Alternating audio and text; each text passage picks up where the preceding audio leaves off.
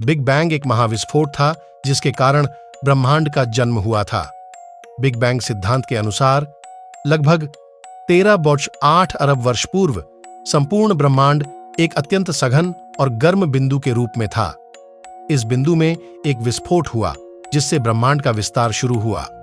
यह विस्तार आज भी जारी है, जिसका मतलब है कि ब्रह्मांड लगातार फैल रहा है। बिग बैंग सिद्धांत को 1937 में जॉर्ज लेमैत्रे ने प्रस्तुत किया था, जो एक रोमन कैथोलिक पादरी और वैज्ञानिक थे। उन्होंने अल्बर्ट आइंस्टीन के सामान्य सापेक्षवाद के सिद्धांत का उपयोग करके ब्रह्मांड के विकास का एक मॉडल बनाया। उनके विचार को बाद में एडविन हबल ने समर्थित किया, जिन्होंने 1929 में यह पाया कि सभी आकाशगंगाएं एक दूसरे से दूर हट रही हैं, जिससे यह साबित हुआ कि ब्रह्मांड फैल रहा है। बिग बैंग के समय ब्रह्मांड में तापमान बहुत अधिक था, लेकिन जैसे जैसे ब्रह्मांड का फैलाव हुआ, तापमान में कमी आई।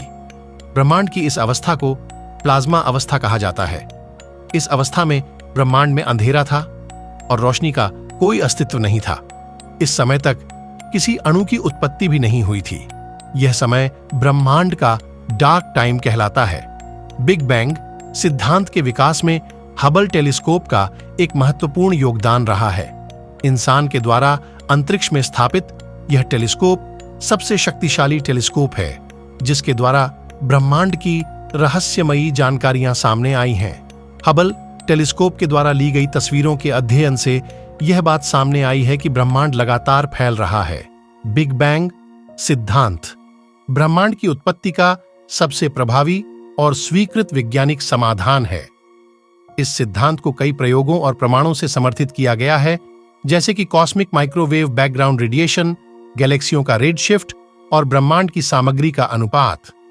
लेकिन आज भी वैज्ञानिकों के बीच इसे लेकर मतभेद है कि क्या बिग बैंग ही ब्रह्मांड की उत्पत्ति का कारण है या फिर कुछ और। अगर आपको ये वीडियो अच्छा लगा हो तो इसे लाइक जरूर करें और चैनल को सब्सक्राइब करना ना भूलें।